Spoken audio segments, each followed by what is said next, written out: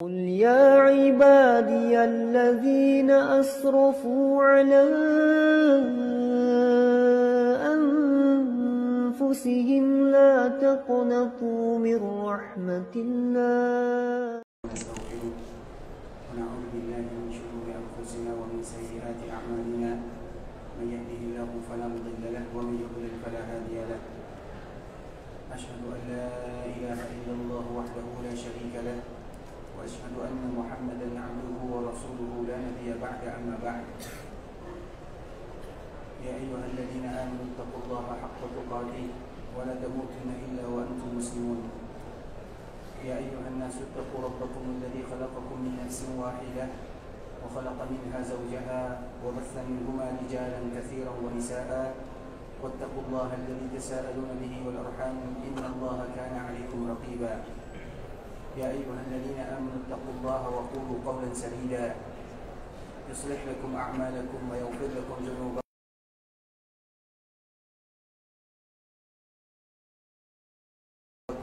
أما بعد فإن أصدق الحديث كتاب الله وخير الهدي هدي محمد صلى الله عليه وسلم وشر الأمور محدثاتها فإن كل محدثة بدعة وكل بدعة ضلالة. Ikhwatal Islam, saudara kaum muslimin, para tetamu Allah rahimani wa rahimakumullah. Alhamdulillah, kita senantiasa bersyukur kepada Allah Subhanahu wa taala yang telah memberikan kepada kita karunia yang luar biasa. Dan di antara salah satu bentuk ucapan yang paling indah yang diridhai oleh Allah Subhanahu wa taala adalah kata-kata alhamdulillah. Bahkan Allah Subhanahu wa taala juga mengabadikan di dalam Al-Qur'an ketika Allah Subhanahu wa taala menceritakan seorang nabi, seorang rasul yang paling bersyukur kepada Allah Subhanahu wa taala, yaitu Nabi Dawud dan Nabi Sulaiman alaihi salam. Ketika Allah Subhanahu wa taala memberikan kepada mereka nikmat, maka di saat itulah mereka mengucapkan waqala alhamdulillahilladzi faddalana ala katsirin min ibadihi almu'minin. Segala puji bagi Allah Subhanahu wa taala yang mana Allah berikan kepada kita kelebihan dibandingkan dengan hamba-hamba yang lainnya. Dan alhamdulillah banyak sekali nikmat yang Allah Subhanahu wa taala lebihkan kepada kita bersama. Dan di antara salah satu nikmat yang Allah lebihkan kita dibandingkan dengan saudara-saudara kita yang lainnya adalah nikmat dikala kita berada di kota Madinah, bisa datang ke Makkah Al-Mukarramah dalam rangka beribadah kepada Allah. Kita duduk di tanah yang barokah, tanah yang diridhai oleh Allah dan tanah yang dicintai oleh Rasulullah SAW. Artinya itu merupakan nikmat yang Allah lebihkan. Ketika Allah berikan kelebihan kepada kita berupa nikmat yang ada, maka di saat itulah kita wajib mengucapkan alhamdulillah, sebagaimana yang Allah Subhanahu wa taala abadikan di dalam surat An-Naml ketika bercerita tentang Nabi yang mulia, wa qala alhamdulillah, dan mereka selalu mengucapkan alhamdulillah. Kemudian salawat beriringkan salam semoga senantiasa tercurahkan buat Nabi kita yang mulia, uswah dan qudwah kita bersama Muhammad bin Abdullah sallallahu alaihi wasallam. Rasulullah sallallahu alaihi wasallam adalah suri tauladan bagi kita bersama, yang mana wajib bagi kita untuk mencintai Rasulullah sallallahu alaihi wasallam dibandingkan dengan segala-galanya. Sehingga Allah Subhanahu wa taala menyebutkan di dalam ayat yang indah, "An-nabiyyu aula bil mu'minina min anfusihim wa azwajuhu ummahatuhum." Sesungguhnya Nabi sallallahu alaihi wasallam lebih pantas dari seorang mukmin dibandingkan dengan diri mereka sendiri. Artinya, kalau seorang mukmin mereka memberikan cinta yang luar biasa kepada dirinya, maka wajib bagi mereka mencintai Nabi sallallahu alaihi wasallam melebihi kecintaan mereka terhadap diri mereka sendiri. Itu baru maknanya. Allah Subhanahu wa taala menegaskan kepada kita bersama apa kewajiban yang harus kita lakukan untuk baginda Nabi yang mulia, agar kita tahu apa makna sebuah kalimat cinta. Karena hakikat cinta yang sebenarnya adalah mencintai Nabi sallallahu alaihi wasallam melebihi dari segala-galanya. Bahkan dikala Umar berkata kepada Nabi sallallahu alaihi wasallam, "Ya Rasulullah, sesungguhnya engkau adalah manusia yang paling aku cintai melebihi dari segala-galanya kecuali daripada diriku." Ungkapan Umar ini, ikhwatul Islam, itu adalah sesuatu yang biasa, karena tidak mungkin seseorang mencintai orang lain dibandingkan dengan dirinya sendiri. Pasti setiap orang akan mencintai dirinya dibandingkan dengan orang lain. Sehingga Umar mengatakan, "Ya Rasulullah, aku cinta kepadamu melebihi dari segala-galanya. Kalau engkau butuh harta, ini hartaku. Orang tuaku, aku lebih cinta kepadamu dari orang tuaku, dari anakku, dari semuanya, kecuali daripada diriku. Artinya ucapan ini adalah ucapan yang biasa, karena tidak mungkin seseorang mencintai orang lain dibandingkan dengan dirinya. Tapi untuk Nabi berbeda. Kalau untuk Nabi SAW wajib kita memberikan segala-galanya. Sehingga Nabi SAW mengatakan, kalau demikian wahai Umar, berarti belum sepenuhnya kamu cinta kepada diriku, sampai engkau mencintaiku dibandingkan dengan cintamu kepada dirimu. Ketika Nabi SAW mengatakan yang demikian, maka di saat itu pula lah Umar langsung mengatakan, ya Rasulullah, engkau adalah orang yang paling aku cintai, melebihi daripada cintaku kepada anakku, hartaku, orang tuaku, bahkan melebihi cintaku terhadap diriku sendiri. Maka di saat itulah Umar atau Rasulullah baru mengatakan, al-ana ya Umar, sekarang engkau betul-betul mencintai diriku wahai Umar bin Khattab radhiyallahu ta'ala anhu. Artinya kalau seandainya kita lihat dari riwayat ini, ikhwatal Islam, ternyata cinta Nabi SAW tidak semudah yang kita bayangkan. Cinta Nabi SAW ada buktinya. Kalau kita jadikan Umar sebagai barometer, kita lihat Umar radhiyallahu ta'ala anhu menyerahkan semuanya kepada Nabi SAW, sehingga dia membuktikan cintanya kepada Nabi SAW.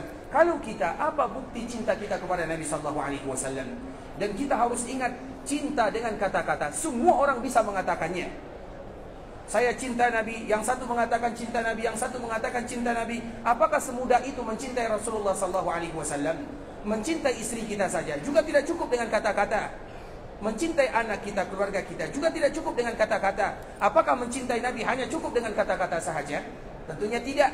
Mencintai Nabi SAW ada buktinya. Bagaimana kedekatan kita dengan Nabi SAW?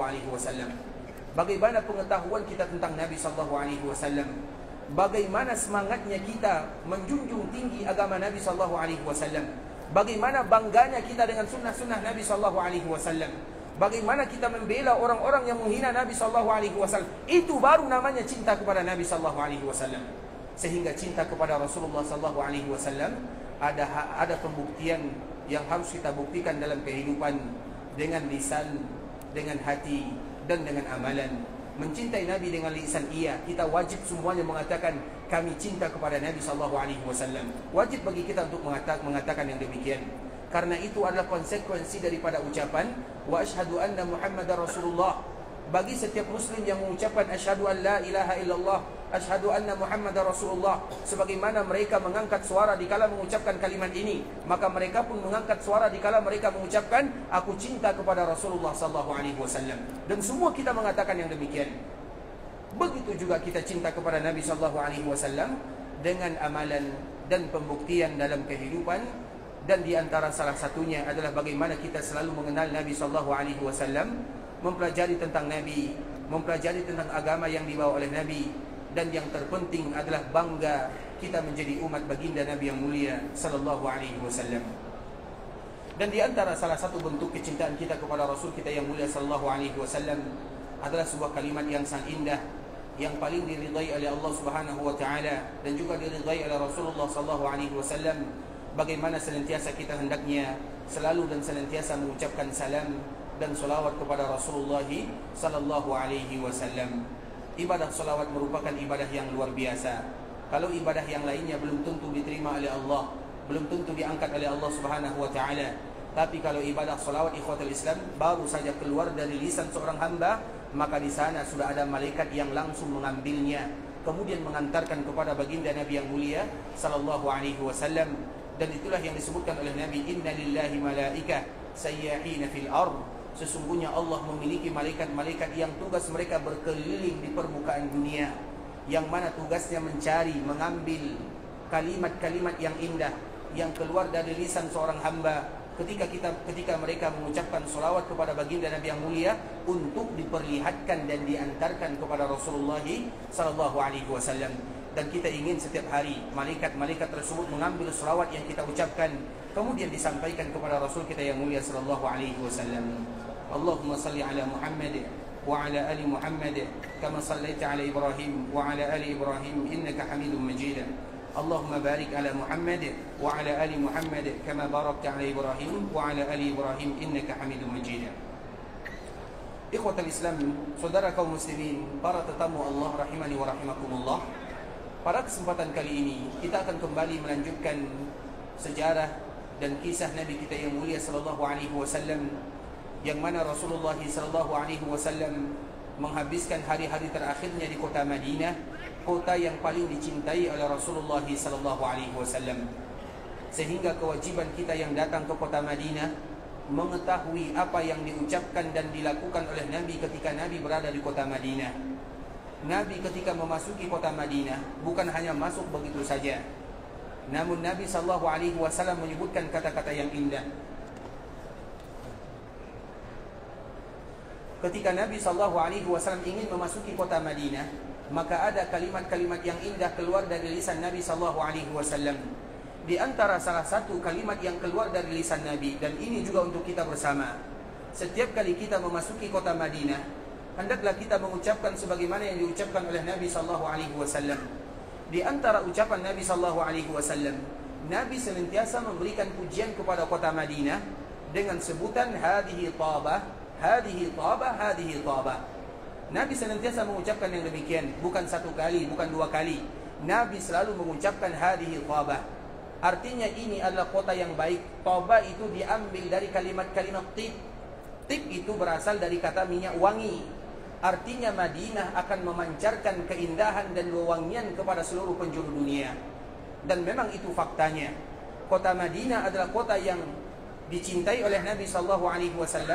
Sehingga di antara bentuk kecintaan Nabi kepada kota Madinah, salah satu kalimat yang selalu diucapkan oleh Nabi dikala Nabi berada di kota Madinah, atau ketika Nabi keluar kemudian Nabi kembali memasuki kota Madinah, atau dikala Nabi memberikan pujian kepada kota Madinah, maka Nabi menyebutkan hadhihi tabah, hadhihi tabah, hadhihi tabah.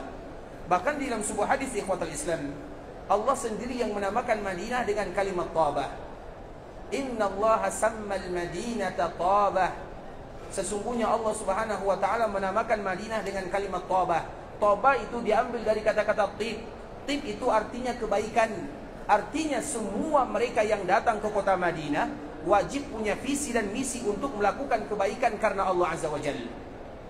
Kemudian juga di antara kalimat yang diucapkan oleh Nabi sallallahu alaihi wasallam ketika Nabi sallallahu alaihi wasallam masuk ke kota Madinah, sebagaimana hadis yang dibawakan oleh ibunda kita Aisyah radhiyallahu taala anha, Allahumma habbib ilaina al-Madinah kahubbina Makkah aw ashad wa sahhiha. Nabi sallallahu alaihi wasallam menyebutkan, ya Allah, tanamkan kecintaan kepada kami terhadap kota Madinah sebagaimana kami mencintai Makkah, atau kecintaan kami terhadap kota Madinah melebihi kecintaan kami terhadap kota Makkah, wa sahhiha. Sahhiha itu artinya ikhwatul Islam, jadikan kota Madinah itu adalah kota yang sehat. Karena memang nama Madinah dulu diambil dari kata-kata Yasrib. Dan Yasrib itu ikhwatul Islam, kalau kita pisahkan, yang pertama berasal dari kalimat at-tasrib, dan yang kedua diambil dari kalimat as-sarb, yang mana kedua-duanya memiliki makna yang tidak bagus. Kalau Yasrib itu berasal dari tasrib, tasrib itu artinya at-taubih wal malamah.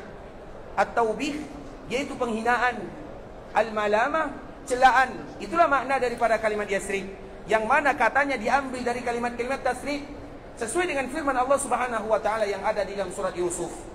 Ketika saudara-saudara Nabi Yusuf minta maaf kepadanya, maka apa jawaban Nabi Yusuf? Qala la tasriba 'alaikumul yawm. La tasriba 'alaikumul yawm. Tidak ada celaan bagi kalian. Nah, kalimat celaan ini dari kata-kata itulah diambil dari kata itulah diambil makna Yasrib. Makanya tidak boleh bagi kita mengatakan Madinah sebagai Yasrib.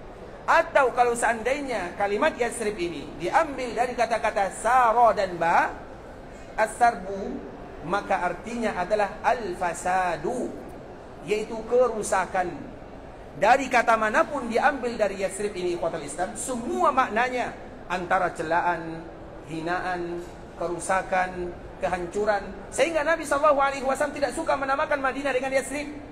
Makanya semenjak Nabi datang ke kota Madinah, semenjak itu pula lah kalimat Yasrib harus kita hapuskan dalam kamus nama kota Madinah. Tak boleh bagi kaum muslimin mengatakan Madinah dengan Yasrib, kecuali untuk menerangkan maknanya. Karena kalimat ini tidak lagi muncul dari seorang muslim. Kalimat ini adalah kalimat yang muncul dari orang-orang munafikun.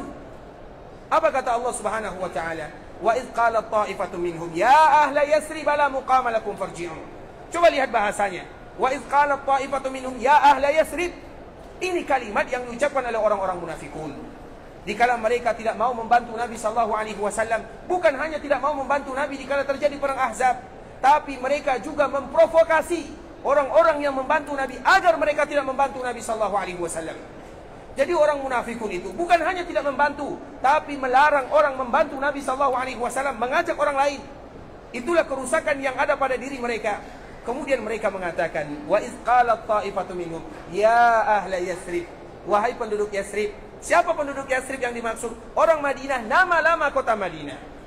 Makanya Nabi sallallahu alaihi wasallam di dalam sebuah hadis disebutkan, umirtu biqaryatin ta'kulul qura yaquluna laha Yathrib wa hiya al-Madinah.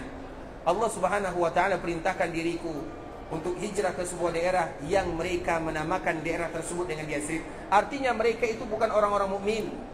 Sehingga Nabi mengatakan yaquluna laha. Mereka menamakan, bukan Nabi yang menamakan, bukan sahabat yang menamakan, dan bukan pula orang-orang mukmin yang menamakan. Yaquluna Yathrib wa hiya al-Madinah, adalah al-Madinah. Sehingga ikhwatul Islam, Madinah itu tempat yang paling dicintai oleh Nabi sallallahu alaihi wasallam. Sesuai dengan hadis yang tadi telah kita bacakan, doa Nabi sallallahu alaihi wasallam, Allahumma habbib ilaina al-Madinah ka hubbina Makkah au ashad wa sahihha. Ya Allah, tanamkan kepada kami sebagai kota Madinah melebihi kecintaan kami terhadap kota Mekah, dan sehatkan kota Madinah. Artinya jadikan kota Madinah kota yang sehat, kota yang berkah, kota yang penuh dengan keindahan, penuh dengan ibadah, penuh dengan iman. Dan doa Nabi sallallahu alaihi wasallam tersebut dikabulkan oleh Allah Subhanahu wa taala, sehingga di antara salah satu nama kota Madinah disebut dengan Al-Habibah. Al-Habibah adalah di antara salah satu nama kota Madinah, diambil dari doa Nabi sallallahu alaihi wasallam, dan bagi kita semuanya wajib menamakan kota Madinah dengan nama yang dinamakan oleh baginda Nabi yang mulia sallallahu alaihi wasallam. Kemudian ikhwatul Islam, di antara bentuk sallallahu alaihi wasallam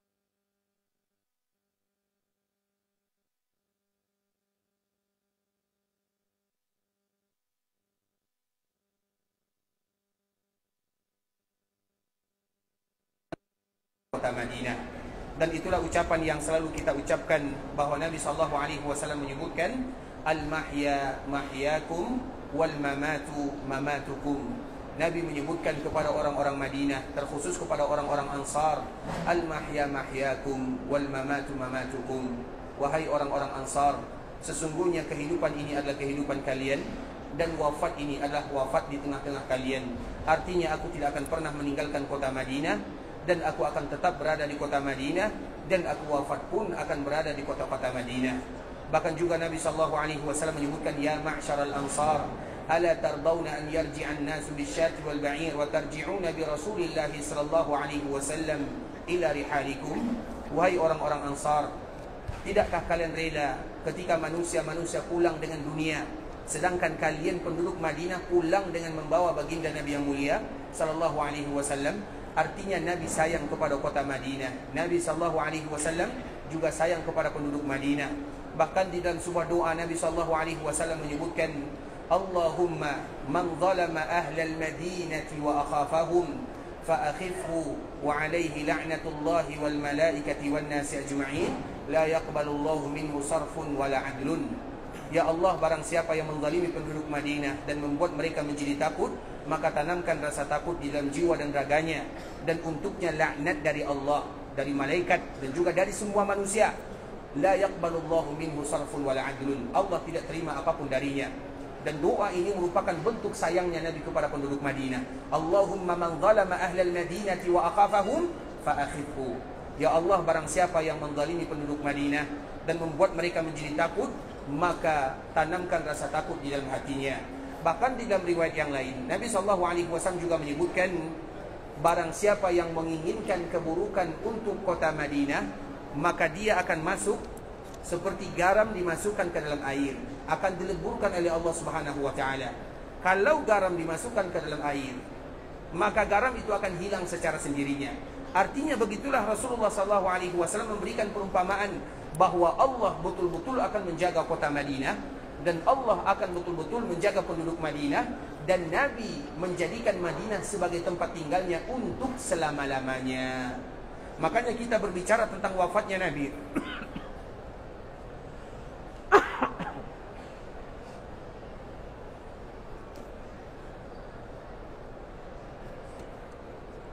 Kita berbicara tentang wafatnya Rasulullah SAW karena wafatnya Nabi memilih wafatnya di kota Madinah. Karena memang Allah Subhanahu wa taala memberikan pilihan kepada Nabi SAW. Nabi bisa wafat di Makkah Al-Mukarramah. Nabi bisa wafat di mana saja. Tapi kenapa Nabi memilih Makkah atau memilih Madinah Al-Munawwarah? Karena itu merupakan kemuliaan kota Madinah yang mana Nabi ingin tinggal di dalamnya untuk selama-lamanya. Sehingga di antara kemuliaan yang dimiliki oleh penduduk Madinah ada Nabi SAW. Makanya setiap orang ingin memberikan pujian untuk penduduk Madinah. Mereka menyebutkan jiwaru Rasulullah SAW. Mereka akan mengatakan orang-orang Madinah itu adalah tetangga Nabi SAW.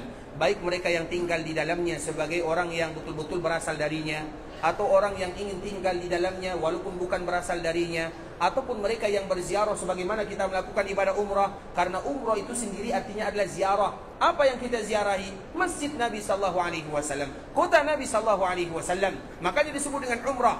Umrah itu artinya ziarah. Karena memang arti daripada ibadah umrah adalah ziarah. Yang kita ziarahi Masjidil Haram yang ada di Makkah Al-Mukarramah dan Masjid Nabi SAW yang ada di Madinah. Kemudian kota Madinah itu sendiri. Di samping itu juga kita menziarahi Nabi kita yang mulia SAW. Oleh karenanya ikhwatul Islam, wafatnya Nabi di kota Madinah adalah pilihan dari Nabi SAW. Nabi yang memilih kota Madinah, sehingga kota yang paling mulia yang ada di dunia hanya 3. Yang pertama Makkah Al-Mukarramah, yang kedua adalah Madinah, dan yang ketiga adalah Baitul Maqdis. Tidak akan ada keutamaan kota-kota yang lainnya. Tidak ada ikhwatul Islam. Secara umum tidak ada, tapi secara khusus disebutkan sedikit-sedikit oleh Rasulullah SAW. Tapi secara umum kota Mekah, Madinah, Baitul Maqdis itu adalah kota yang disebutkan kemuliaan oleh Allah Subhanahu wa taala dan juga disebutkan oleh Rasulullah SAW. Dan ada juga yang memasukkan yaitu Bukit Tursina. Makanya di dalam ayat yang mungkin semua kita hafal, Wattini wazzaitun. Wattini wazzaitun. Wattin wazzaitun itu di mana?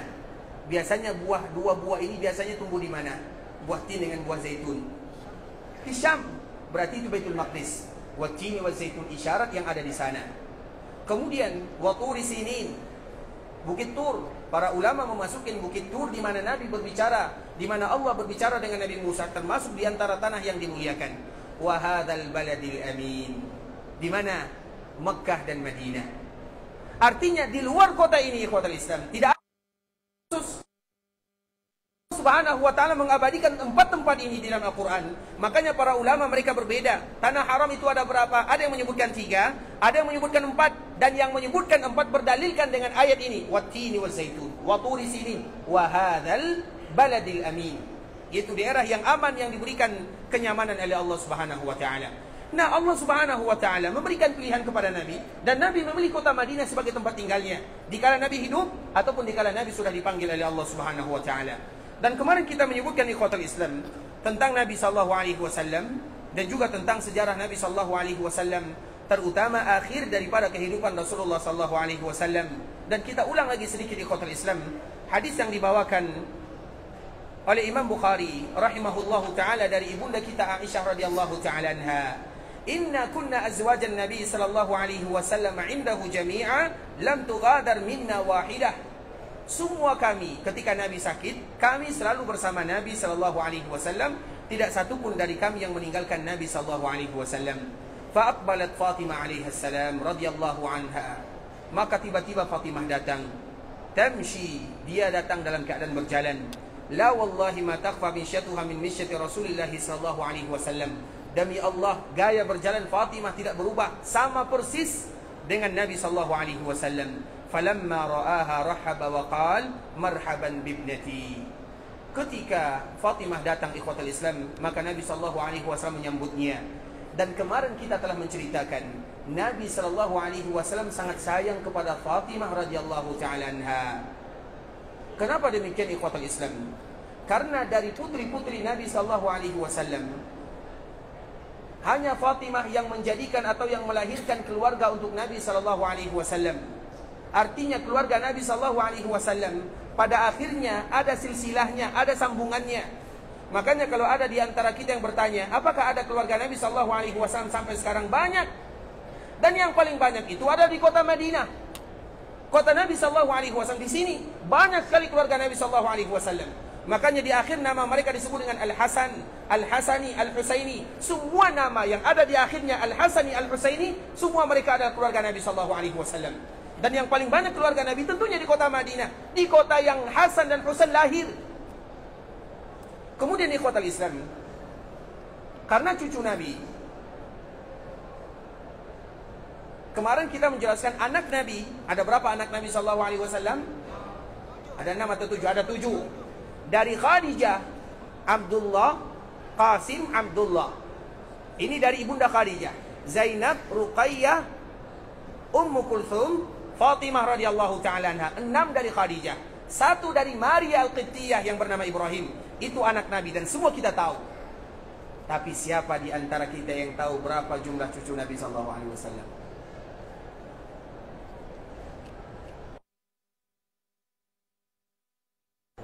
Kita dahulukan yang tua ya, silakan Pak. Berapa cucu Nabi SAW? 2. Siapa? Hasan dan Husain. Betul? Masya Allah. Silakan Pak, silakan Pak. Masya Allah. Barakallahu fiik, Allah jika khairan.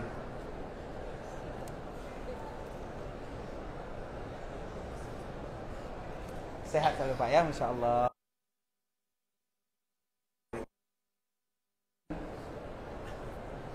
Betul atau salah?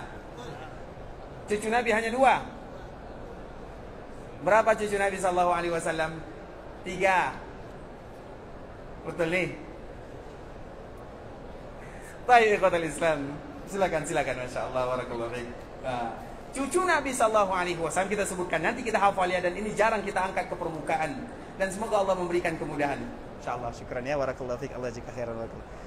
Tapi dua-dua jawabannya salah ya. Baik. Nabi SAW yang pertama dari Fatimah radhiyallahu ta'ala anha. Berapa dari Fatimah? Husain. Baru yang laki-laki, yang perempuan Ummu Kulsum dengan Zainab. Berarti anak Fatimah ada berapa? Fatimah melahirkan Ali bin Abi Thalib radhiyallahu ta'ala anhu 5. Hasan, Husain, Muhsin, Ummu Kulsum, Zainab. Ummu Kulsum dengan Zainab ini, dikala mereka lahir, Fatimah, Ali dan Fatimah radhiyallahu ta'ala anha menamakan dengan saudarinya. Karena saudari Fatimah ada Ummu Kulsum, ada Ruqayyah, ada Zainab, menamakan dengan nama tersebut. Kemudian ada lagi cucu Nabi SAW yang lain. Dari Fatimah ada 5. Lain Zainal Abidin. Zainal Abidin itu jauh ke bawah cici Nabi SAW. Ya. Siapa lagi? Dari siapa? Siapa putri Nabi yang melahirkan? Putri Nabi yang memiliki anak siapa?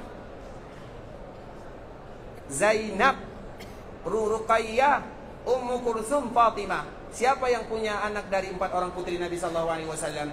Dari Fatimah sudah kita jelaskan. Ummu Kulsum dengan Ruqayyah, apakah mereka punya keturunan? Punya atau tidak? Punya atau tidak? Siapa suaminya? Yang pertama sebelum Utsman, Utsbah dan Utaibah. Kemudian dikala menikah dengan Utsbah dan Utaibah, anaknya Abu Lahab diceraikan. Tapi sebelum diceraikan, mereka belum pernah bercampur. Bisa dipahami karena biasanya ikhwatul Islam, orang Arab dulu kalau mereka menikah, mereka tidak langsung satu rumah. Bisa jadi 1 bulan, atau bisa jadi setengah tahun, bisa jadi 1 tahun. Sama dengan Nabi SAW menikah dengan Aisyah radhiyallahu ta'ala anha. Nabi menikah dengan Aisyah di berapa umur Aisyah? Berapa umur Aisyah? 6 tahun. Siapa mengatakan 6? Siapa yang mengatakan 6 umur Aisyah dikala menikah dengan Nabi? Pernah dibahas di sini, masya Allah. Barakallahu fiik.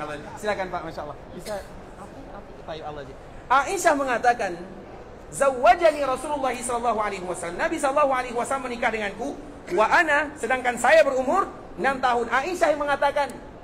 Jadi umur 6 tahun itu Aisyah sendiri. Tapi apakah Nabi dikala menikah dengan Aisyah, Nabi langsung satu rumah? Tidak. Kapan Nabi baru satu rumah? 3 tahun lamanya. Dikala Nabi berada di Madinah.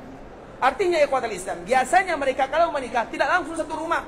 Bisa jadi karena itu tradisinya, atau ada karena kondisi-kondisi yang lainnya. Artinya, dikala Utsbah dan Utaibah menikah dengan Ruqayyah dan Ummu Kulsum binti Muhammadin sallallahu alaihi wasallam, mereka belum bercampur, mereka belum satu rumah, belum lagi satu rumah. Kemudian Nabi mengatakan, aku adalah Nabi dan aku adalah Rasul.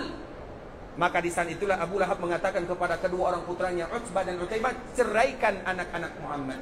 Padahal mereka belum bergabung, belum bersama, belum satu rumah. Kemudian setelah diceraikan, maka dinikahi oleh Utsman bin Affan. Yang pertama adalah Ruqayyah dan yang kedua adalah Ummu Kulsum radhiyallahu anhuma. Kemudian ikhwatul Islam, berarti dua orang ini dari Utsman bin Affan punya anak atau tidak? Punya anak atau tidak? Utsman ada anak atau tidak? Utsman ada anak atau tidak? Ada. Siapa bilang Utsman tidak punya anak? Tapi anaknya bukan dari putri Nabi sallallahu alaihi wasallam. Berarti Ruqayyah dengan Ummu Kulsum dia tidak punya keturunan dari Utsman bin Affan radhiyallahu taala anhu. Kenapa tidak punya keturunan? Karena mereka menikahnya sebentar. Putri-putri Nabi itu ikhwatul Islam, rata-rata mereka meninggal di umur 23 tahun, 24 tahun, 25 tahun, 26 tahun, maksimal 29 tahun. Makanya dikala membahas tentang Fatimah radhiyallahu taala anha, kapan Fatimah meninggal? Kapan Fatimah meninggal? 5 bulan atau 6 bulan setelah Nabi wafat. Berapa umur Fatimah pada waktu itu? Kemarin ada yang kita tanya, antara Fatimah dengan Aisyah, masih ada orangnya? Antara Fatimah dengan Aisyah. Kapan Fatimah lahir? Fatimah lahir itu 1 tahun atau 2 tahun sebelum Nabi diutus menjadi Nabi dan menjadi Rasul. Berarti kalau seandainya Fatimah meninggal 6 bulan atau 5 bulan setelah Nabi wafat, berapa umur Fatimah? Nabi saja 23. 13 tahun di Mekah, 10 tahun di Madinah. Dia lahir 1 tahun atau 2 tahun. Berarti umurnya 24 atau 25 saja. Artinya apa ya ikhwatul Islam? Semuanya masih muda. Anak Nabi, putri Nabi, putra Nabi, semuanya meninggal dikala mereka masih kecil. Putra Nabi kecil semuanya. Putri Nabi juga masih 25-26 tahun, semuanya sudah meninggal. Nah, mereka ini tidak punya cucu kecuali dari Fatimah kita sebutkan. Kemudian ada lagi cucu Nabi yang lain, namanya adalah Umamah. Umamah ini adalah anaknya Zainab. Jadi ini cucu Nabi SAW bernama Umamah. Umamah ini berasal dari Zainab. Zainab itu suaminya Abul As. Abul As itu siapa? Abul As itu adalah keponakannya Khadijah radhiyallahu taala anha. Artinya mereka itu saja yang mereka antara keluarga saja. Nabi menikah tidak pernah dengan orang lain. Keluarga Nabi menikah juga tidak pernah dengan orang lain. Itu saja. Artinya ada hubungan di antara mereka semuanya. Nah, artinya apa ikhwatul Islam? Nabi sallallahu alaihi wasallam punya cucu. Berarti berapa cucu Nabi sallallahu alaihi wasallam? 6. Keluarga Nabi, anak Nabi ada 7, cucu Nabi ada 6. Nah, namun cucu Nabi yang lainnya tidak menghasilkan keturunan. Umamah, laki-laki atau perempuan Umamah? Perempuan. Dia menikah. Siapa suaminya Umamah? Umamah ini setelah Fatimah meninggal, dia dinikahi oleh Ali bin Abi Thalib radhiyallahu taala anhu. Artinya menikah dengan cucu Nabi sallallahu alaihi wasallam. Kemudian Umamah tidak melahirkan keturunan. Ali meninggal. Kemudian menikah lagi dengan yang lainnya. Artinya Nabi SAW dari Zainab, Umamah, terputus hubungan Nabi atau terputus keluarga Nabi SAW. Yang satu-satunya tersisa dari keluarga Nabi SAW adalah Hasan dan Husain. Makanya kita kenal cucu Nabi Hasan dan Husain. Hasan dan Husain itu ikhwatul Islam bukan satu-satunya cucu Nabi. Cucu Nabi itu ada 6, tapi mereka yang menjadi keluarga Nabi, dan dari mereka pula lah lahir keturunan-keturunan Rasulullah sallallahu alaihi wasallam. Dan kita selalu menyebutkan keturunan Nabi yang paling banyak itu ada di kota Madinah. Karena memang mereka ini Hasan dan Husain itu banyak istrinya.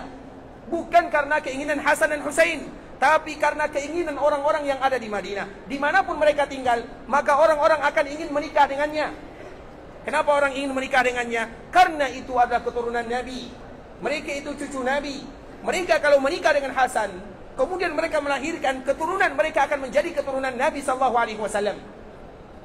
Sehingga mereka berebutan untuk menikahkan putrinya. Sehingga Ali bin Abi Thalib, dia kewalahan. Anaknya sering menikah. Sehingga dia berpesan kepada orang-orang, ingatlah kalian, jangan nikahkan putri-putri kalian dengan anakku, jangan. Dikala Ali mengatakan yang demikian, apa jawaban orang-orang? Tidak, kami akan tetap menikahkan putri-putri kami dengan anakku. Artinya mereka yang maksa, karena kemuliaan nasab yang mulia, yaitu nasabnya Rasulullah sallallahu alaihi wasallam. Nah, itu adalah di antara keluarga Rasulullah sallallahu alaihi wasallam paling tidak kita mengenal sedikit. Kalau keluarga kita tidak kenal, tidak menjadi masalah. Tapi kalau keluarga Nabi kita tidak kenal, itu yang ada masalah. Makanya kita berusaha sedikit demi sedikit ikhwatul Islam untuk memperkenalkan keluarga Nabi sallallahu alaihi wasallam, karena mereka itu memiliki keutamaan-keutamaan. Mereka itu ibarat penduduk surga yang masih berada di dunia. Itulah ibaratnya. Makanya tadi kita menyebutkan Fatimah radhiyallahu taala anha, salah seorang putri Nabi sallallahu alaihi wasallam yang paling dicintai oleh Nabi. Kenapa Nabi mencintainya? Karena putri Nabi yang lain semuanya meninggal dikala Nabi masih hidup. Dan Fatimah adalah putri Nabi yang paling kecil. Dia mirip dengan Khadijah, dan keutamaannya pun mirip dengan Khadijah radhiyallahu taala anha. Dan nanti akan kita sampaikan ikhwatul Islam bagaimana keutamaan Fatimah radhiyallahu taala anha, dan apa kemirikan Fatimah atau kemiripan keutamaan Fatimah dengan ibunda kita Khadijah radhiyallahu taala anha. Makanya Nabi sangat sayang kepadanya, karena putri Nabi yang tersisa hanya Fatimah, sehingga kasih sayang Nabi kepada seorang putri tertumpu kepada Fatimah. Sebagaimana Nabi sayang kepada Zaid. Kita tahu Zaid itu adalah anak angkat Nabi sallallahu alaihi wasallam. Mengapa Nabi begitu sayang kepada Zaid bin Harithah? Karena Nabi tidak lagi punya anak laki-laki. Makanya dengan Nabi tidak punya anak laki-laki, ataupun anak laki-laki Nabi meninggal dikala mereka masih kecil, orang-orang Quraisy mengatakan Nabi sebagai abtar. Wahai Muhammad, kamu itu abtar. Nabi sedih. Kenapa Nabi digelar dengan al-abtar? Karena Nabi tidak punya keturunan dari laki-laki, kecuali semuanya meninggal dikala mereka masih kecil. Kita tentunya ikhwatul Islam, coba kalau ada di antara kita yang semua anaknya perempuan, maka doanya siang dan malam, ya Allah berikan kepadaku anak laki-laki. Dan itu adalah fitrah manusia tabiat. Nabi SAW semua anaknya meninggal, yang laki-laki di waktu kecil. Maka Nabi diberikan gelar Al-Abtar. Inna a'tainakal kautsar fasalli li rabbika wanhar inna syani'aka wal abtar. Wahai Muhammad, yang abtar itu bukan kamu. Kamu akan ada keturunan. Yang abtar itu adalah orang-orang walaupun mereka punya keturunan, tapi mereka tidak mau beribadah kepada Allah Subhanahu wa taala. Itulah abtar yang sesungguhnya. Sehingga dikala Nabi tidak punya anak laki-laki, kemudian tiba-tiba datang Zaid dikala dia masih kecil, umur 5 tahun, umur 6 tahun, maka kasih sayang Nabi tertumpu kepadanya. Sampai pada akhirnya Zaid ini dinamakan dengan Zaid bin Muhammad. Zaid ini dinamakan dengan Zaid bin Muhammad sampai Allah turunkan ayat di awal surat Al-Ahzab, tidak boleh seseorang yang menasabkan dirinya kecuali kepada orang tuanya. Maka kalau ada di antara yatim, mengasuh anak yatim, jangan pernah nasabkan kepada kita, nasabkan kepada ayahnya, walaupun kita yang menjaganya. Bahkan itu termasuk di antara kedustaan yang luar biasa, dan itu termasuk di antara dosa-dosa besar. Makanya Allah Subhanahu wa taala menurunkan ayat ini, sehingga ayat ini disebut dengan ittalut tabanni. Tidak boleh lagi kaum muslimin menasabkan orang lain yang menjaga, yang menjaganya, tapi bukan dinasabkan kepada dirinya, karena itu dosa yang besar, dan itu adalah sebuah kebaikan luar biasa. Kemudian ikhwatul Islam, balikan lagi kepada hadis Nabi sallallahu alaihi wasallam, falamma ra'aha rahab. Ketika Nabi sallallahu alaihi wasallam melihat Fatimah radhiyallahu taala anha, maka Nabi menyambutnya dengan senyuman yang indah, tapi gerak-gerik Nabi tidak seperti yang sebelumnya. Nabi sudah sakit. Kemudian dia mengatakan marhaban bibnati, thumma ajlasaha an yaminihi aw an shimalihi, thumma sarraha fabakat bukaan syadida. Kemudian Nabi mempersilakan putrinya duduk di samping kanannya atau di samping kirinya. Kemudian dikala Fatimah duduk di kanan Nabi atau di kiri Nabi, maka Nabi membisikkan bisikan yang indah atau bisikan di telinga Fatimah radhiyallahu taala anha. Nabi memanggilnya. kemudian mendudukkan di kanan atau di kirinya. Kemudian Nabi membisikkan, padahal ada istri-istri Nabi di sana.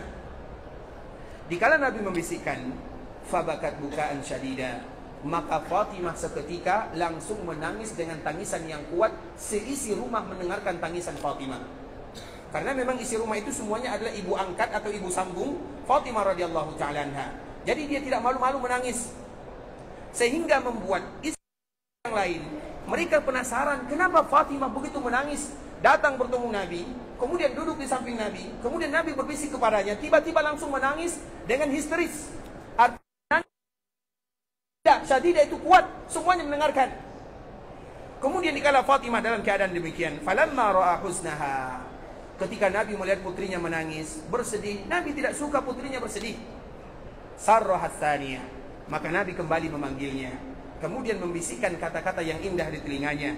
Fa idza hiya tadhak, maka seketika itu pula tangisan berubah menjadi senyuman. Seketika itu juga langsung berubah, tangisan berubah menjadi senyuman. Sehingga orang-orang penasaran, dan orang yang paling penasaran adalah ibunda kita Aisyah radhiyallahu ta'ala anha. Kemarin kita menyebutkan mana yang lebih tua antara Fatimah dengan Aisyah. Aisyah atau Fatimah? Siapa yang jawab, angkat tangan. Siapa yang lebih tua? Fatimah. Kapan lahir Fatimah? Tadi kita sebutkan kapan Fatimah lahir? 1 atau 2 tahun sebelum Nabi diutus menjadi Nabi dan menjadi Rasul. Baik, kalau itu Fatimah. Kalau Aisyah, kapan dia lahir? 5 tahun apa? 5 tahun setelah Fatimah. Aisyah lahir ikhwatal Islam kurang lebih pada tahun 4 atau tahun ke-5 dari kenabian. Artinya jarak umur Fatimah dengan Aisyah antara 5 atau 6 tahun. Berarti lebih tua Fatimah radhiyallahu ta'ala anha. Insyaallah, barakallahu fik, Allah jika khairan. Syukran ya, barakallahu fik, Allah jika khairan. Tapi ikhwatal Islam itu adalah Fatimah dengan Aisyah. Nah, berarti jarak mereka umurnya kurang lebih 5 tahun. Dikala Fatimah atau dikala Nabi SAW wafat, Fatimah pada waktu itu berumur 25 tahun atau 23 tahun. Sedangkan Aisyah, karena Nabi wafat, berapa umur Aisyah? 18 tahun. Nabi wafat, umur Aisyah baru 18 tahun.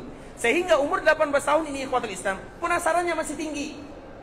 Dikala Fatimah dilihat oleh ibunda kita Aisyah, yang pertama Fatimah menangis, yang kedua Fatimah tersenyum. Kemudian setelah itu Fatimah pamit kepada orang tuanya, minta izin kepada baginda Nabi yang mulia SAW. Kemudian dia keluar. Dikala dia keluar, langsung dibuntuti oleh ibunda kita Aisyah radhiyallahu ta'ala anha, diikuti oleh Aisyah. Kemudian dikala ibunda kita Aisyah radhiyallahu ta'ala anha mengikuti Fatimah, faqultu laha ana min baini nisa'i hasaki Rasulullah SAW bisir. Wahai Fatimah, ketahuilah, tadi aku bersama istri-istri Nabi SAW yang lainnya. Aku juga berada di sana. Kemudian Nabi membisikkan kepadamu bisikan yang membuat kamu tersenyum dan juga membuat kamu bersedih. Kemudian apa kata Fatimah radhiyallahu ta'ala anha? Ma kuntu liubshi ala Rasulillah sallallahu alaihi wasallam sirra. Aku tidak mungkin membongkar rahasia Rasulullah sallallahu alaihi wasallam. Kenapa tidak membongkar rahasia Nabi? Apa makna rahasia?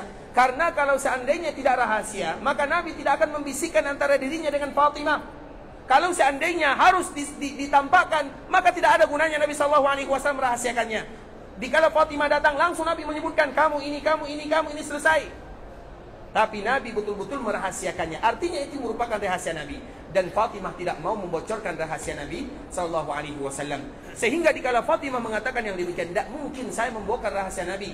Maka di saat itulah ibunda kita Aisyah radhiyallahu ta'ala anha, dia senantiasa merasa penasaran sampai Nabi dipanggil oleh Allah Subhanahu wa taala. Kemudian ikhwatul Islam, falamma tufi, ketika Nabi sallallahu alaihi wasallam meninggal, qultu laha, maka Aisyah mengatakan, aku pun datang mencari Fatimah. Dan kita tahu ikhwatul Islam, Fatimah setelah Nabi sallallahu alaihi wasallam wafat, maka Fatimah senantiasa berada di dalam rumahnya karena sakit. Sakit Fatimah, salah satu penyebab utama adalah karena wafatnya Rasulullah SAW.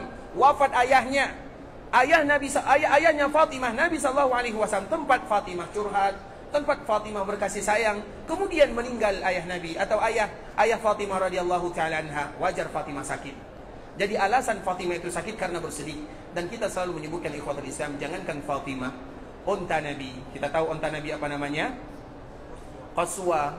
Ketika Nabi meninggal, ketika Nabi wafat, maka dia mogok makan, dia merajuk, dia ngambek, dia tidak mau makan, tidak mau minum, dan dia tidak mau lagi ditunggangi kecuali oleh Nabi SAW. Dia sehat-sehat saja. Tapi dikala Nabi wafat, tidak ada satupun lagi yang berani naik ke atas punggungnya unta Nabi SAW. Kemudian dia tidak mau makan, tidak mau minum. Kemudian dia rabun, dia buta. Padahal unta, seekor hewan tunggangan Nabi SAW. Namun dia juga ada perasaan cinta yang luar biasa antara dirinya dengan Nabi SAW. Karena memang dialah yang selalu menemani Nabi SAW mulai dari hijrah. 10 tahun dia menjadi teman Nabi SAW. Dikala Nabi wafat, maka dia pun bersedih. Dan itu kita juga bisa menyaksikan terhadap hewan-hewan yang lainnya, ikhwatul Islam. Ada orang yang meninggal, kemudian dia sangat sayang kepada kucing misalnya. Kadang-kadang kucingnya juga bersedih.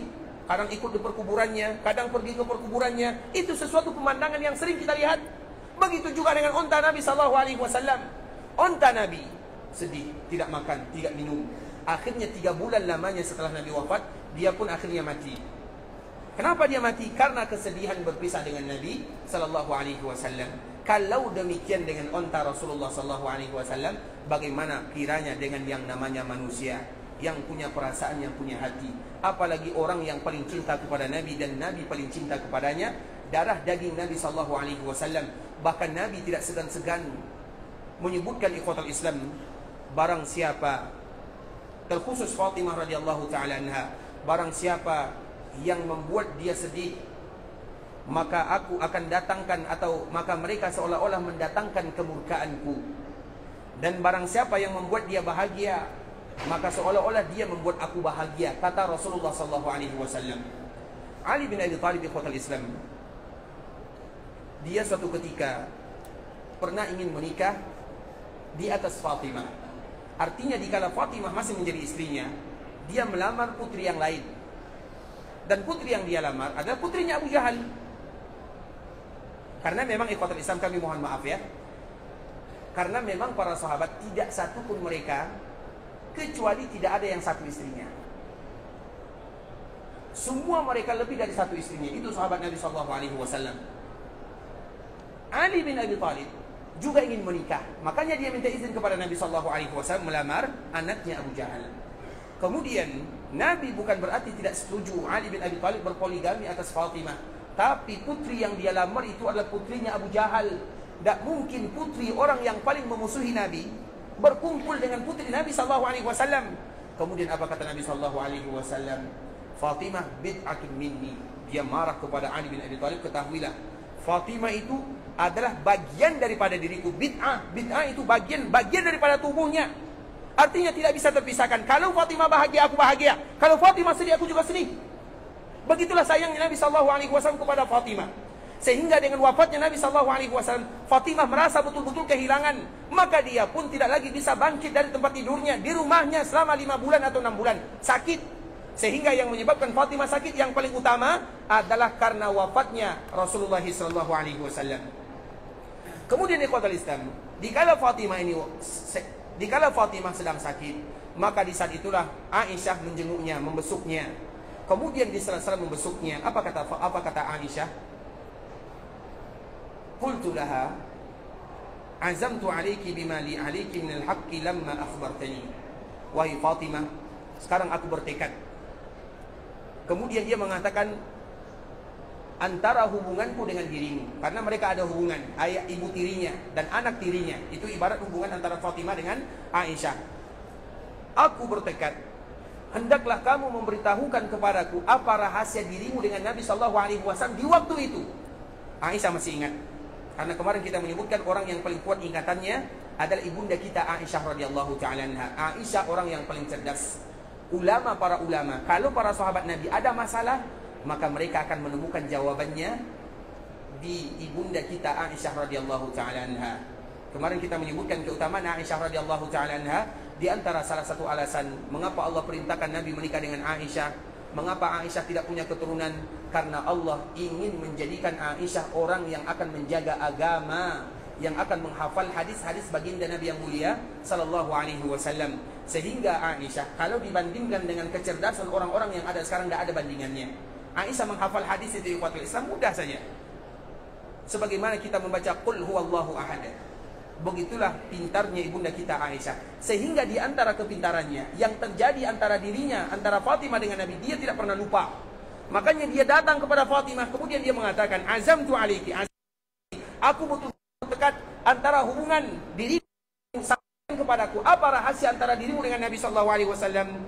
Maka apa kata Fatimah radhiyallahu taala anha? Qalat ammal an fa na'am.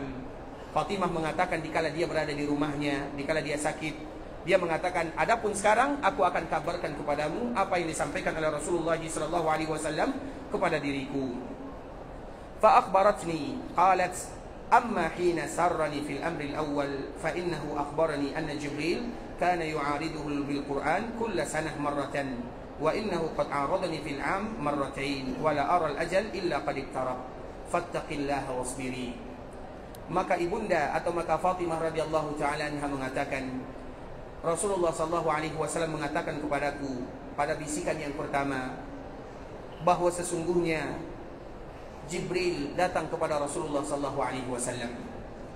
Biasanya Jibril mentartilkan Al-Quran kepada Rasulullah sallallahu alaihi wasallam dalam setiap tahun itu satu kali. Jadi wahyu, kita tahu ikhwatul Islam, wahyu diturunkan kepada Nabi mulai dari periode Mekah. Semenjak wahyu diturunkan, maka Nabi selalu membaca semua wahyu yang diturunkan. Kalau ada penambahan, kalau ada yang dihapus dan yang semisalnya. Kemudian biasanya Jibril mendengarkan Nabi atau memperdengarkan kepada Nabi tadarus, tartil satu kali dalam satu tahun. Tiba-tiba pada tahun ke-10 Hijriah atau tahun terakhir, maka Jibril datang 2 kali membacakan Al-Quran, atau Nabi membacakan Al-Quran 2 kali kepada Jibril alaihissalam. Artinya 2 kali Jibril datang untuk mengoreksi ayat-ayat Allah subhanahu wa ta'ala. Artinya apa? Biasanya 1 kali, tiba-tiba 2 kali. Maknanya apa kata Rasulullah sallallahu alaihi wasallam? Wala aral ajal illa qad iqtarab. Dan aku memaknai yang demikian wahai Fatimah adalah karena ajalku sudah dekat. Fasbiri fattaqillaha wasbiri. Maka hendaklah kamu bertakwa kepada Allah dan bersabarlah. Fa inni ni'mas salafu ana laki. Karena aku adalah orang yang paling bagus, kemudian kamu setelahnya. Itulah bahasanya. Sehingga dengan Nabi mengatakan yang demikian, seolah-olah Nabi SAW mengabarkan kepada Fatimah, wahai Fatimah, ayahmu ini akan dipanggil oleh Allah Subhanahu wa ta'ala. Hendaklah kamu menjadi seorang wanita yang selalu bertakwa kepada Allah. Kemudian dikala ayahmu meninggal, ingat, bersabarlah kamu wahai Fatimah.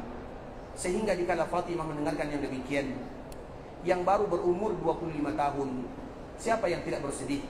Nabi mengatakan dia akan meninggal, dan Fatimah mengetahui ayahnya akan meninggal. Maka itulah yang dilakukan atau yang dirasakan oleh Fatimah, sehingga dia dengannya menangis dengan tangisan yang dilihat oleh Aisyah dan juga istri-istri Nabi yang lainnya. Qalat, maka Fatimah kembali melanjutkan, fabakaitu buka'il ladzi ra'aiti. Aku pun menangis dengan tangisan yang kamu lihat. Artinya betul-betul menangis secara histeris. Kemudian falamma ra'a jaz'i sarrani tsaniyah. Kemudian dikala Nabi melihatku bersedih, maka Nabi kembali mengatakan kalimat yang sangat indah. Qala ya Fatimah, ala tardaina an takuni sayyidatan nisa'il mu'minin? Wahai Fatimah, tidakkah kamu ingin menjadi pemimpin wanita-wanita kaum mukminin? Artinya engkau adalah wanita yang paling mulia. Kemuliaan ini ikhwatul Islam adalah kemuliaan yang juga dimiliki oleh ibunya Khadijah radhiyallahu taala anha. Kenapa demikian? Khadijah itu ikhwatul Islam, kalau kita lihat yang namanya keluarga Nabi sallallahu alaihi wasallam, dan besok kita akan memperluas keluarga Nabi sallallahu alaihi wasallam, ahlul bait. Semua ahlul bait itu mengarah kepada ibunda kita Khadijah radhiyallahu taala anha. Setiap ayat yang berbicara kepada Nabi sallallahu alaihi wasallam di dalam Al-Quran yang berkaitan dengan ahlul bait, maka semuanya merujuk kepada ibunda kita Khadijah radhiyallahu taala anha. Semuanya. Apabila disebut dengan ahlul bait, maka intisari daripada ahlul bait itu adalah Khadijah radhiyallahu taala anha. dan semua ayat yang memberikan pujian kepada Ahlul Bait, maka untuk Khadijah yang pertama. Dan memang di antara kewajiban kita adalah mencintai Nabi sallallahu alaihi wasallam dan mencintai orang-orang yang dicintai oleh Nabi. Dan di antara salah satu orang yang dicintai oleh Nabi adalah keluarga Nabi sallallahu alaihi wasallam. Dan keluarga Nabi itu ikhwatul Islam sampai hari kiamat, yang mana pada akhirnya bernama Muhammad bin Abdullah. Muhammad bin Abdullah itu adalah nama lain daripada Mahdi, dan itu berasal dari keturunan Nabi sallallahu alaihi wasallam yang berasal dari jalur Al-Hasan. Namanya sama dengan nama Nabi, nama ayahnya juga sama dengan ayah Nabi sallallahu alaihi wasallam. Artinya keluarga Nabi sallallahu alaihi wasallam akan ada sampai terjadinya hari kiamat. Karena apabila Mahdi muncul, berarti itu tanda-tanda hari kiamat. Artinya sampai hari kiamat keluarga Nabi sallallahu alaihi wasallam tetap akan ada. Dan kewajiban kita kaum muslimin Ahlus Sunnah wal Jamaah mencintai orang-orang yang dicintai oleh Nabi sallallahu alaihi wasallam. Dan di antara orang yang dicintai Nabi adalah keluarganya. Tidak mungkin Nabi tidak mencintai keluarganya. Kalau seandainya keluarga Muhajirin, kalau seandainya keluarga Ansar, keturunannya, kita contohkan hadis yang tadi kita bacakan. Nabi menyebutkan, barang siapa yang menzalimi penduduk Madinah, maka Allah akan membuat rasa takut di dalam hatinya. Untuknya laknat dari Allah, malaikat dan semua manusia. Dan Allah tidak terima amalan darinya. Padahal penduduk Madinah, kenapa Nabi mengatakan yang demikian? Karena di Madinah bisa jadi itu keluarga Ansar, keturunan Muhajirin. Kalau keturunan mereka saja mendapatkan keberkahan dari Ansar, dari ayahnya sebagai seorang sahabat, dari ayahnya sebagai seorang Muhajirin, apakah keluarga Nabi sallallahu alaihi wasallam tidak demikian keadaannya? Tentunya ikhwatul Islam, mereka orang-orang yang dicintai oleh Nabi, maka kita pun wajib mencintai keluarga Nabi, orang-orang yang dicintai Nabi. Dan di antara bentuk kecintaan kita kepada keluarga Nabi sallallahu alaihi wasallam yaitu mengucapkan selawat kepada mereka. Makanya ada selawat khusus ikhwatul Islam, dan selawat khusus ini adalah selawat khusus yang keluar dari lisan Nabi sallallahu alaihi wasallam. Karena memang selawat itu yang paling indah dan yang paling mulia, yang paling bagus adalah yang keluar dari lisan Nabi. Tidak mungkin ada selawat yang lebih indah daripada selawat yang keluar dari lisan Nabi. Tidak mungkin ada selawat di akhir zaman kemudian dia mengatakan selawat ini lebih mulia dari selawat Nabi, atau keutamaannya lebih banyak daripada selawat Nabi. Tidak mungkin, sampai hari kiamat tidak akan mungkin. Karena selawat yang paling mulia adalah selawat yang keluar dari lisan Rasulullah SAW. Salah satunya lafaznya, Allahumma salli ala Muhammad wa ahli baitihi wa azwajihi wa dhurriyyatihi kama sallaita ala Ibrahim wa ala ali Ibrahim innaka Hamidum Majid. Allahumma barik ala Muhammad wa ahli baitihi wa azwajihi wa dhurriyyatihi kama barakta ala Ibrahim wa ala ali Ibrahim innaka Hamidum Majid. Siapa yang sudah hafal? Berarti kalau tidak hafal tidak cinta kepada keluarga Nabi. Iya atau tidak? Allahumma salli ala Muhammad ahli baitihi wa azwajihi wa dhurriyyatihi kama sallaita ala Ibrahim wa ala ali Ibrahim innaka Hamidum Majid. Allahumma barik ala Muhammad wa ahli baitihi wa azwajihi wa dhurriyyatihi kama barakta ala Ibrahim wa ala ali Ibrahim innaka Hamidum Majid. Siapa yang sudah hafal? Silakan. Kalau tidak, mungkin bisa maju sedikit ya. Barakallahu fiik. Allah jika khair.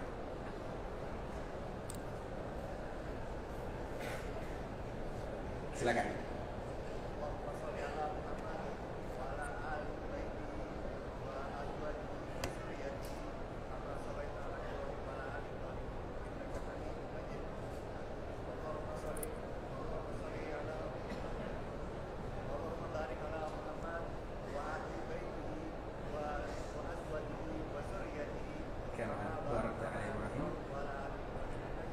Artinya, baik, insyaallah, barakallahu fiik, Allah jika khairat. Baik, fatal Islam. Nah, baru satu yang cinta kepada keluarga Nabi. Baik, siapa lagi yang hafal? Allahumma salli ala Muhammad wa ahli baiti. Salawat kepada Nabi sallallahu alaihi wasallam, wa ahli baiti, keluarga Nabi, wa azwajihi, istri-istri Nabi, wa dzurriyyati, dan keturunan Nabi sallallahu alaihi wasallam. Kama sallaita ala Ibrahim wa ala ali Ibrahim innaka Hamidum Majid. Sebagaimana salawat kepada Nabi Ibrahim dan juga kepada keluarga Nabi Ibrahim, innaka, sesungguhnya engkau Hamid. Hamid itu yang terpuji, Majid yang agung. Wa barik ala Muhammad berikan keberkahan kepada Nabi Muhammad sallallahu alaihi wasallam, wa ahli baiti, juga untuk ahlul baitnya, wa azwaji, untuk istri-istrinya, wa dzurriyyatihi, dan untuk keturunannya, kama barakta ala Ibrahim wa ala ali Ibrahim innaka Hamidum Majid, sebagaimana keberkahan juga tercurah untuk Nabi Ibrahim dan keluarga Nabi Ibrahim, dan engkau adalah zat yang maha terpuji dan maha agung. Itu merupakan di antara bentuk selawat kepada keluarga Nabi. Artinya semua kita wajib cinta kepada Nabi sallallahu alaihi wasallam dan cinta kepada keluarga Nabi. Begitu juga di dalam riwayat yang lain. Riwayat ini dari Amr bin Hizam. Ada lagi dari riwayat yang lain dari Abu Hamid As-Sa'idi radhiyallahu ta'ala anhu. Allahumma salli ala Muhammad wa azwajihi wa dhurriyyatihi kama sallaita ala Ibrahim wa barik ala Muhammad wa azwajihi wa dhurriyyatihi kama barakta ala Ibrahim. Itu riwayat lain yang dibawakan oleh sahabat Abu Hamid As-Sa'idi. Dan artinya ikhwatul Islam, tidak ada seorang mukmin kecuali mereka pasti cinta kepada keluarga Nabi sallallahu alaihi wasallam.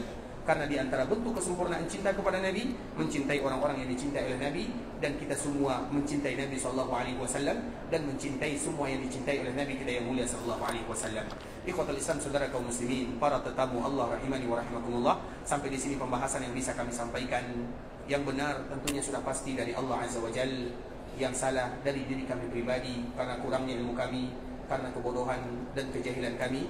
Kami mohon dimaafkan kalau ada kata-kata yang kurang bagus atau kalimat-kalimat yang kurang tepat kami dalam menyampaikannya. Kami mohon dimaafkan. Dan insyaAllah kita akan kembali lanjutkan pembahasan kita keesokan hari. Dan semoga Allah Subhanahu wa ta'ala senantiasa berikan kepada kita rahmat dan kasih sayangnya. Allah ampunkan dosa-dosa kita bersama. Allah ampunkan dosa orang tua kita, saudara-saudara kita, keluarga kita, orang-orang yang kita cintai, dan seluruh kaum muslimin. Kalau ada di antara kita yang ingin pergi ke Mekah Mukarramah, semoga Allah Subhanahu wa ta'ala menjadikan ibadahnya umrah yang mabrurah. Kalau ada di antara kita yang ingin pulang ke kampung halaman, semoga Allah mudahkan dan lancarkan perjalanannya serta urusannya, dan Allah kembalikan mereka kepada keluarganya dalam keadaan sehat walafiat. Dan kita senantiasa berharap kepada Allah agar kita selalu menjadi tamunya Allah Subhanahu wa ta'ala.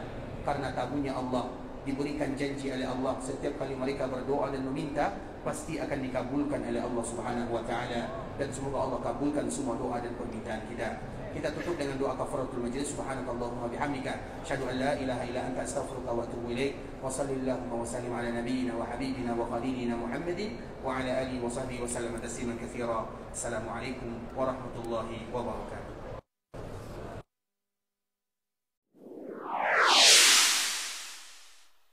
قل يا عبادي الذين أسرفوا على أنفسهم لا تقنطوا من رحمة الله